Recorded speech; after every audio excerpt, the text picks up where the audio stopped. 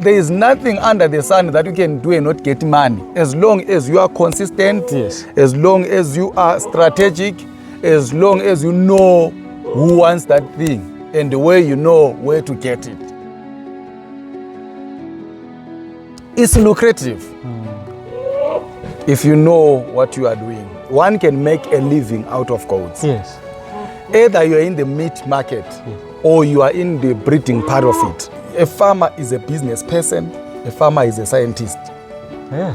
A farmer, you have to research about the market, the buying price, the selling price, the production cost. Do you know that there is a high demand of meat from Africa? Because mostly in Africa we're still doing organic farming. Our animals are still grazing the natural grass. So there is a high demand.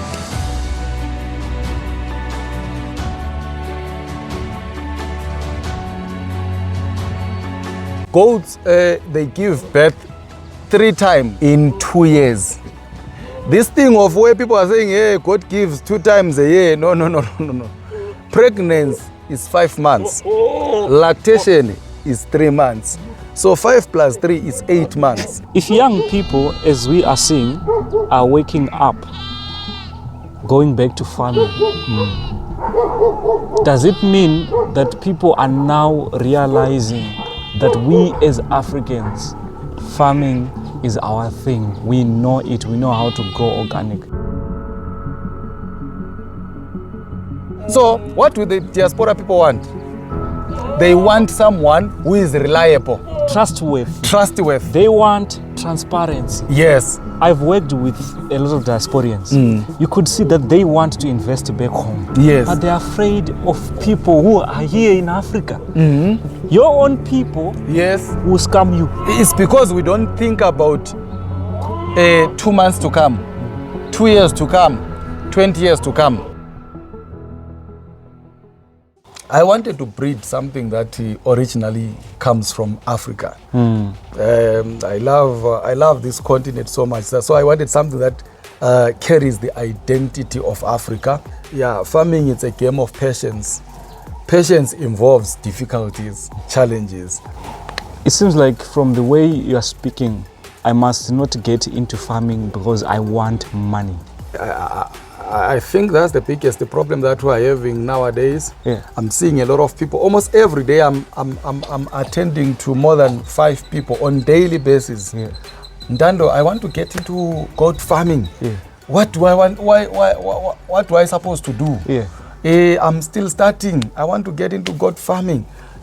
So the first question that I always ask is, what do you want to do in farming, in goat farming? Because goat farming, there is breeding part of it. Yes. There is also dairy part of it.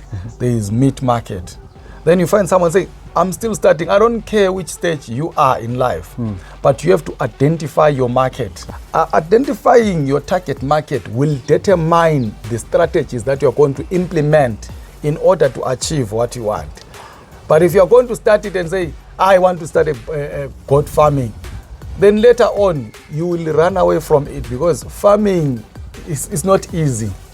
I hear someone saying, no, I've got 20,000 rands, or I've got $1,000 US. I want to start goat farming. Which way can I do it in a cheaper way? Don't start business because it's cheap or it's easy. Business is not for people that wants quick returns.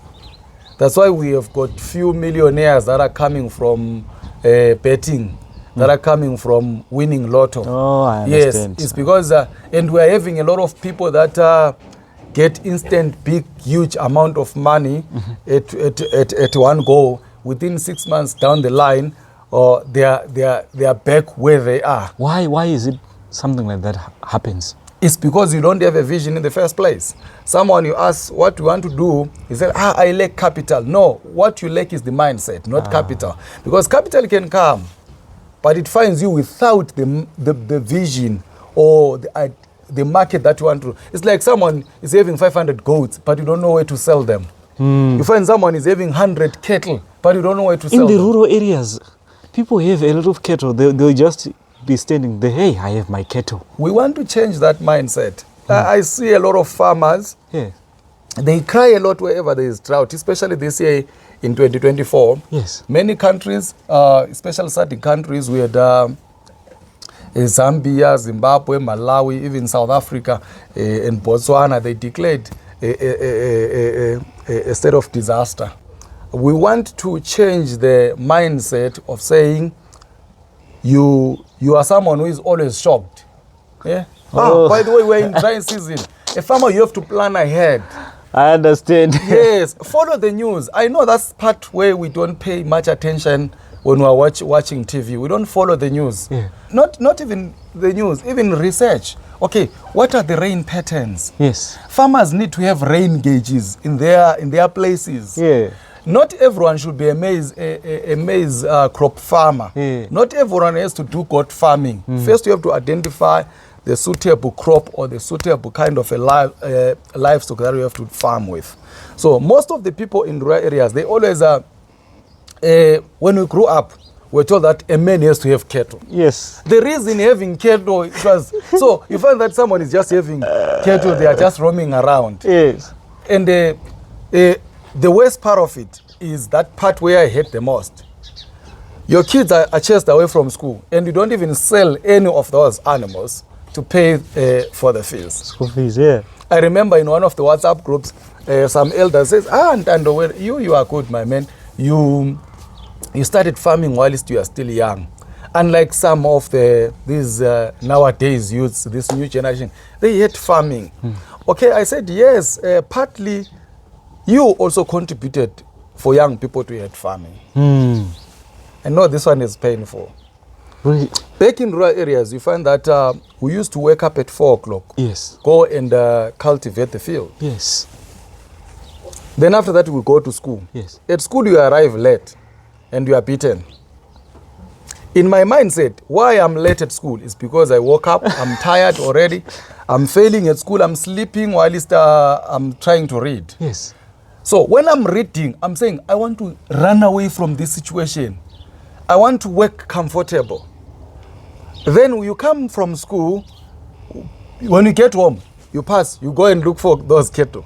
Then time come where you are chased away from school and your parents are failing to sell one of their of the cattle to pay for your fees. Yes. So now you don't see the value of having those animals at home. So even if you are now having that white collar job, working in offices, you hate rural areas. But for your own information, rural area is the best part where you can do your farming at your own pace without any pressure, not paying rentals and all that. The land is free. Or can I say it's affordable? Yes. You can do your projects and you don't have measurements like what happens in peri-urban areas where your plots, where you are buying the land, they will tell you we can only allow you to operate in a 2-hectare plot. But in a rural area, you can even have more land as long as you are in good relationship with the local people. Yes. So that's the best place to do our farming. Put business principles in it.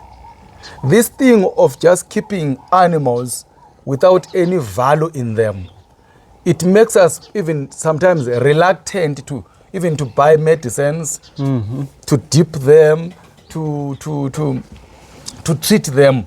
That's why sometimes you find that there are some outbreaks of some silly diseases in rural areas because people are not paying much attention to the value of those animals or value of that land. So want to change that perspective or that mentality to say, oh guys, when you're having your animals at home, there might be 10, there might be 5. Put a value in them. See it as a business. Yes. Gone are the days where you are keeping animals just because I'm a man. No. I always tell people that if I'm going to do my farming like how my grandfather used to do it, there was no reason for me to be born. I was born so that I can take it to another level. One time I bought a bag for 10,000. By then it was a lot. because I was still starting. Yes. And it was affected by hot water. And I lost that back within a few hours.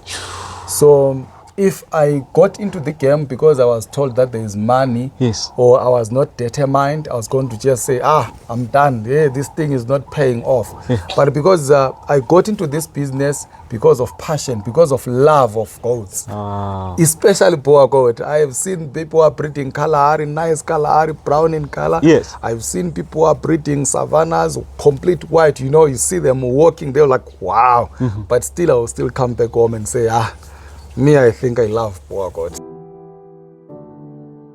So you hear someone saying, I want to start, but I don't know where to start. At the moment you tell me that you don't know where to start, I won't take you serious.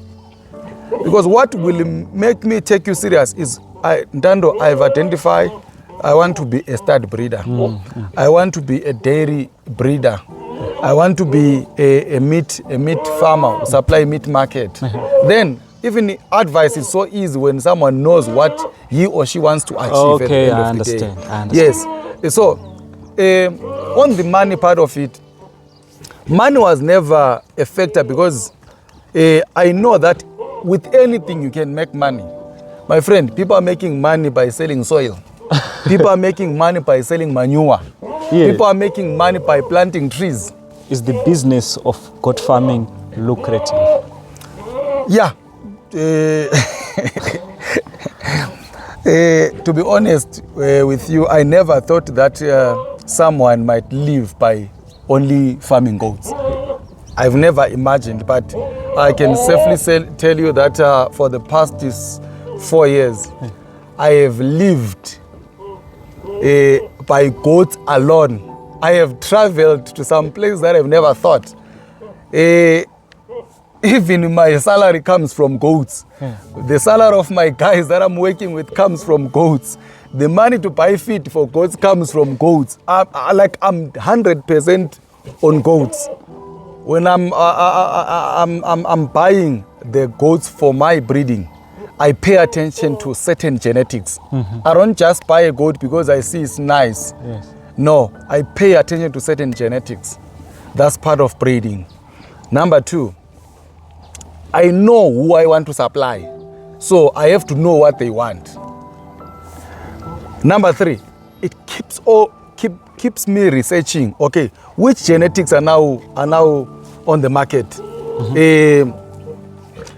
What do people want? Where exactly do they want it? Is it Malawi? Is it Zimbabwe? Is it Kenya? Is it Tanzania? I have to know that. One can make a living out of goats. Yes. Either you are in the meat market, yes, or you are in the breeding part of it. When you are in the meat market, it's mostly about the volumes, quantity. Mm-hmm. Who are the target markets in the meat market? Or should I say slaughter animals? Muslims, they are number 1 big market, my friend. At one time, they approached me and said they wanted 200 male goats. 200? Yes, at one go. Especially when they are doing their events, the Ramadan and all the stuff. Yeah. They buy in bulk. Number 2, people who are doing tradition, especially here in South Africa, they buy a lot of goats. Number 3, our neighbors during festive season, people want to braai. You cannot slaughter a cow. They want something that they can slaughter and enjoy with the family and just share with the neighbors, something small. Number 3, restaurants.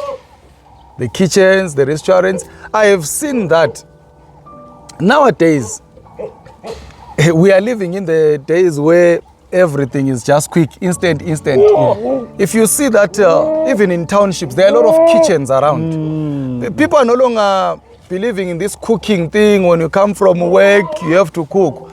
A lot of people, they buy food on their way home. Yes. Yeah, so there are a lot of kitchens. Those are also our markets when you are supplying the meat market.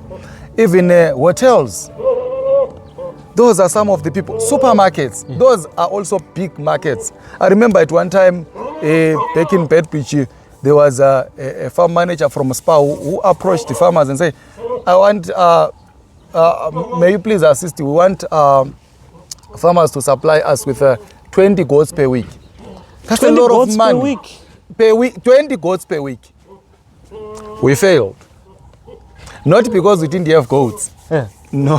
Because, so why is it that people are having the audacity to say that goat farming doesn't have a market? Oh, it's easy for someone who doesn't do research to say anything. Remember, everyone has a right to say whatever they want. Yeah.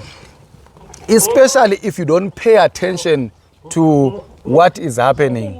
The person might say that because he owns 10 goats. The moment someone says, we want 200 goats, they don't pay attention because he knows or she knows that he or she cannot what? Supply. The problem that we are having, people don't have volumes. Yes. We go around telling people, I'm a farmer, only have 20 goats. And those goats are for slaughter. So the moment a giant supermarket wants you to supply, you only have 20 goats. The moment they come 1 week, they are done, you are left with nothing. But if you can invest in big volumes, yes. For example, if I'm to advise someone who wants to start a goat farming targeting meat market, I would say get between 100 to 300 females. 100 to 300? Yes, 100 to 300 females. In the meat production? Yes. Okay. 100 to 300 females. Then get either Boer goat, Kalahari or Savanna, crossbreed with those females. Yes, you might try to breed your female just after giving birth. You give it 1 month, then you breed again. It can give birth to 2 times a year. But that thing is very dangerous. How? There are a lot of complications that happen when animals or even people are giving birth. That's why in our tradition, one of the special people in the family is the person who is pregnant, yes, or the person who is having a child who is still young. In Ndebele, we call them umdlezane. Is a special person. That person gets every nice thing at home. Exactly. Yes, because they want what that person to heal, and also build up the body condition. I've seen that people don't pay attention to body condition. Even when you are preparing your females for mating, yes, first you have to flash feed them, give them nutritious feed. Then they maintain a perfect body condition. Don't overfatten them, and they don't underfeed them. A malnutrition a female doesn't go on it. That's why sometimes you hear someone saying, I have my goals, they are not followed. Yeah, if this thing it will not go on it. If it goes on it, then when it's about to give birth, you have to feed them so that the body condition becomes better and they don't face difficulties in giving birth. If you don't feed your pregnant females, they are likely to have miscarriage because they don't have power to push. They are likely to have abortions. It's a natural a thing that happens with animals. When they are not well fed, when they are pregnant, they say it's better not to give birth to the kid in such an environment, so they get rid of that kid. Defensive mechanism. Yes, yes. That's why you find that there are a lot of farmers who cry because of miscarriage during winter season, because the pastures are not as nutritious as when it's rain season. Yes. So always advise farmers to supplement their lactating females or their pregnant females. If a pregnant animal, when it's not well fed and it gives birth, it will give birth to weak kids. And the weak kids, the survival rate is very low. Wow. That's why you find some people saying, hey, my goats are giving birth, but they are dying. They want to give injections. No, it's not injections that are needed. It's food. So you have to feed your animals, supplement them. Why is it people are failing farming in Africa? I will say, okay, from the little knowledge I have in farming, I will say people are failing in farming. Number one problem is individualism. The majority of farmers are not united, and you cannot succeed in the farming environment when you are running a solo game. It's a game of having networks. Okay, for example, I gave you an example where a manager from a giant supermarket say, guys, we want you to supply us with goats. But we failed because every farmer wanted his name to be known there. He wanted to be, I'm the one who has to supply them, but you don't have the animals. You cannot supply them constantly. You cannot keep on. You see, that we lack okay, number one is individualism. We cannot meet the market. Number two is the issue of, I would say, lack of market research. Someone is doing a project, he doesn't know just 100 kilometers away what do they want. Mostly we have got that mentality of saying, this is my rural area, that's where I'm going to do my thing. You don't want to think outside that country of yours. You don't want to think outside that continent of yours. And another thing, I would say number 4, we take farming as a weekend job or something that I might think about when I'm bored. Oh, let me visit my farm and go and see how it is. Someone might buy an expensive goat. I was laughing at one of the just few weeks back. Someone bought goats from auction. Yes. Then he's saying, my goats are aborting. I'm asking, what are you feeding? He's saying, they're eating grass. What? During winter, already grass, the nutritional composition has gone down. You're only feeding grass. And they are pregnant. You want to maintain that body condition. You have invested 20,000 rands, you have invested 30,000 or 50,000 rands, and you are failing to buy a bag of feed which is 350 rands, which is around $20. So we just buy an animal, we just put it there in rural areas, you leave it there. In fact, you dump it there, you go back to your town life. Then when you get bored after some weeks or some months, you're like, let me go back to my rural area and see how the goat is doing. No, you have to have knowledge about what's going on. I'm not saying urbanization or staying in town affects how we manage our goals. No. Another thing, number 5, is commercialization. We don't take these things as business. We are just keeping cattle at home. Okay. As a man, I need to have cattle. As a man, I have to have animals at home. Yes. Someone was saying, I want it to be a retirement package. No, it's a business. It's a project. The moment you put the word business in it, you are going to invest in it. You are going to pay attention. Because you cannot just throw your money in the rural area and leave it like that. But you have to pay attention to it. What does the business of farming in South Africa look like to you? The business in South Africa, what I like about South Africa, it's a country that they do a lot of exports. Okay. They don't only pay attention to the local demand, but they also pay attention to outside world.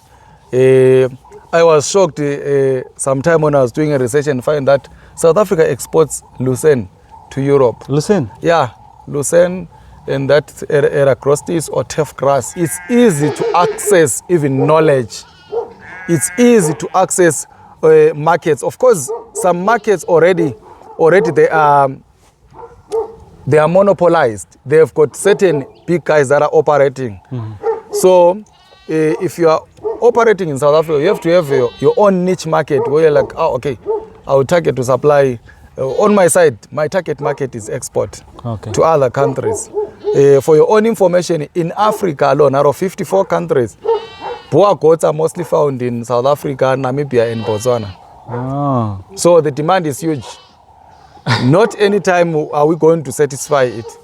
I've been following of late. We have got a lot of young people who are coming into farming. Yes. Even if you check on social media, there are young people that are coming into farming. which is very interesting. Young people are energetic. Anything that is young people, there are high chances that that thing will be sustainable. They are willing to research. They are willing to accept challenges. We are hoping to get more young people on the ground. I've seen, even when I was in Malawi attending a trade fair, I was getting a lot of visits from young people asking questions, how to farm with goats. I was even encouraging them that it's not all about Boer goats. You can also farm with your local goats. Same even when I was in Zim, I was telling people you can also farm. So a lot of people now, as far as at one time, urbanization was the order of the day. Everyone wanted to go and stay in town. But nowadays, people are investing back in rural areas. Some are even buying farms. Some are even renting farms. So I think it's high time where young people are investing in farming. And again, long back, being employed, it used to be something of prestige. But not nowadays. Look how many influencers were making money through doing different things. A lot of them. They are there at home. Yes. Someone, it's even worse. Go on TikTok, you find someone dancing and he's having 1 million followers. He's dancing at his place, his own place. Yes. So it's how people now make money or a living is different. So I think it's also another thing that is making people to invest back in the farms. Success is not a matter of the size of the land. It's the size of the mindset. Wow. We can give you a lot of money. Yes. But if you are not, if your mindset is not on developing, your mindset is not on building success, you will lose that money. I said with the small place that I'm going to get, I'm going to do wonders. As far as sometimes I will wake up and say, I wish I would do 1, 2 here. Then I said, before I acquire more land, let me first fully utilize what I have. That's the challenge, that sometimes you cry for what you don't have, while you are despising what you already have. Yes, so the mindset of always wanting more before you even appreciate the small thing that you have. So I said, I want to first fully utilize the available land before I think of getting more bigger land. You mentioned 3 types of businesses that can come out of goat farming. Yes. Breeding, dairy, meat. Of all the 3, which one is bigger? Which one pays more? My brother, I can safely say every sector has its own share in the business world. I'm running away from the issue of saying paying more. It's all about your mindset and your research. For example, let's start with dairy. You have got maybe 10 Savanna or Alpine, British Alpine, and they are giving you roughly 5 liters a day, which means it's 50 liters a day. Then, out of that, you get a cheese machine. You make cheese on your own. How much is cheese? That's so if you are targeting $1, that is that little piece costs $1. Yes, it's you are going to more money is in value addition. If you are going to get that milk and sell it raw, there is no money there. 1 liter I might sell it maybe 20 rand, which is around $1 or so. But I'm telling you, if you make cheese out of that, you're going to sell at a higher price. Amazing. If you make soap, I've seen that there is a soap that is made out of that. You'll make a killing. And if I'm not mistaken, when I was reading somewhere, it says that the best cheese in the world comes from goat milk. There is a high demand for goat milk. So for you to get more money, add value. Let's come to meat market again. Yes. If you're going to sell your animal, a live animal, you're going to sell it at around 1,000 rands, 1.5, 2,000 rands, 2.5. But if you slaughter that animal and package it, I've got a friend of mine who is in Harare, who is doing a goat burger, a burger with goat meat, sausages, mince. If you add value, if you slaughter that goat and you package it, that's where money is. You're going to get more money than selling it at around 500 rands, 1,000 rands. So the money is in value addition. Come also in the breeding side. I know a lot of people think that there is money in breeding business because they see that some goats are sold for 1 million, some goats are sold for 500,000, 200,000 rands. It's because those people have invested in genetics. You can get into the breeding industry and fail even to sell it for 10,000 rands, which is around $500 US. Yeah, it's because you are not known. So your brand also contributes in you making money. I know most of the people, when they get into business, they want to make a quick money. My friend, there is no quick money in business, especially in farming. You have to invest in your name, your brand. If it is in genetics, you are also boosting your profile in the industry. Yes. If you are not known, even if you buy a most expensive animal and you bring it tomorrow, we are not going to pay that 1 million that you paid yesterday. We're not going to pay. So your name, who is selling someone was asking, saying, what makes an animal so expensive? This breeding, what? Okay, what makes it expensive is the bloodline, the genetics. Yes. You know, what you're saying is very true. The name is very important in terms of farming. It seems like the name is important more than money at the end of the day. Your reputation, if you maintain it very well. I was once a worker for this white guy who was doing potatoes. And this guy, he was not worried about the loss that he was making. He wanted to deliver the best quality potatoes to his customers. So we, as his workers, we were seeing that this is a loss. But he said, I don't care. I want best quality potatoes to go to my customers. You know why he was doing that? I don't know. Tell me. Consistency. Yes.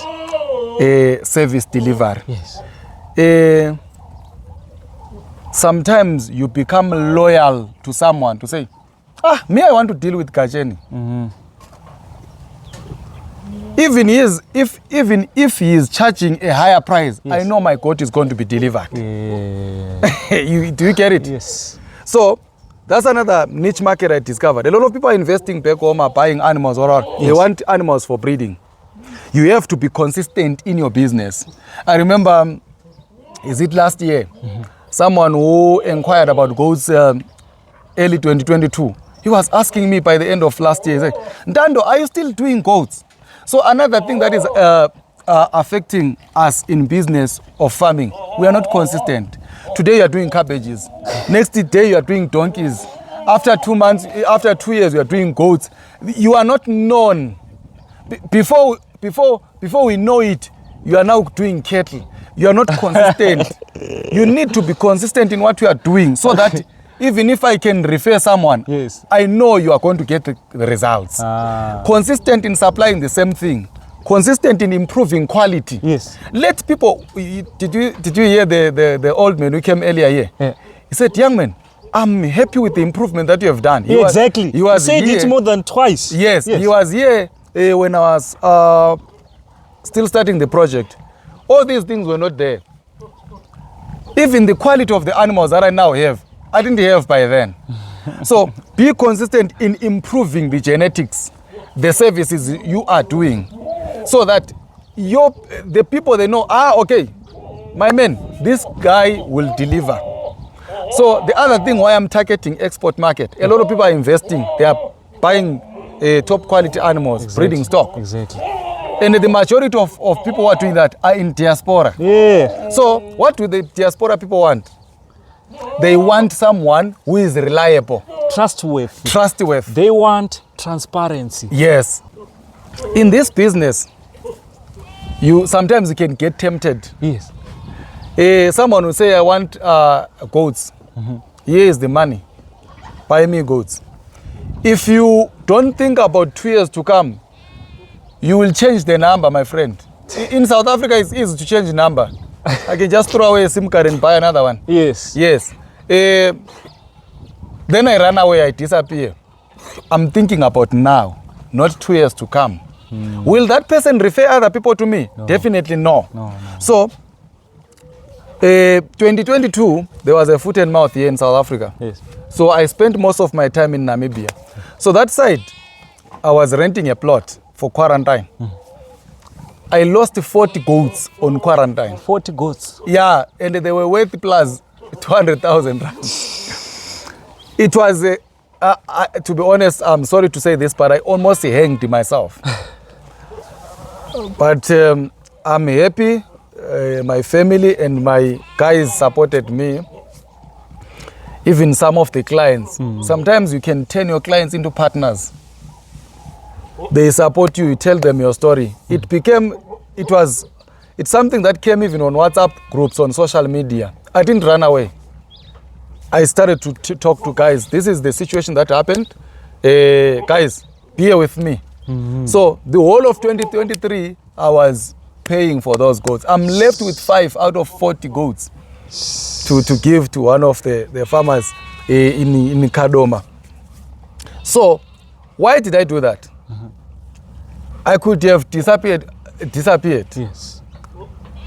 But because I love this thing, Yes. the Boer goat, not the money.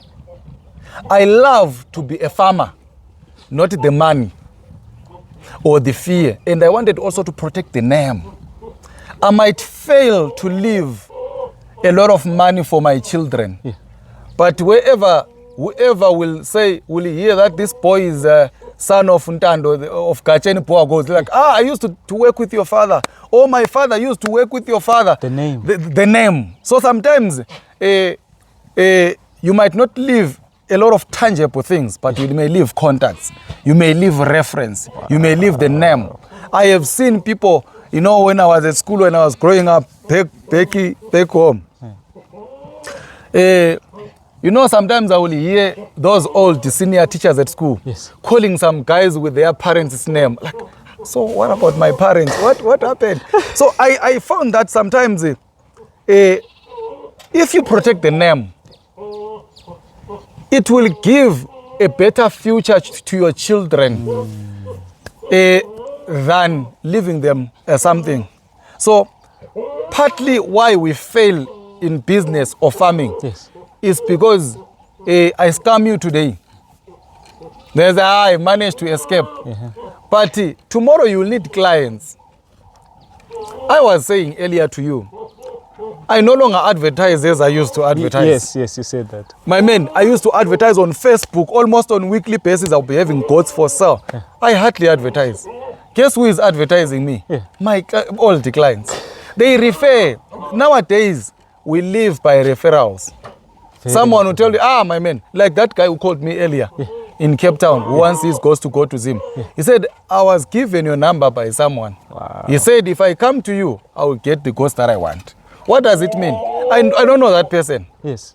He didn't see the advert on Facebook or what, but he was referred by someone. Trusting the name. Trusting the name.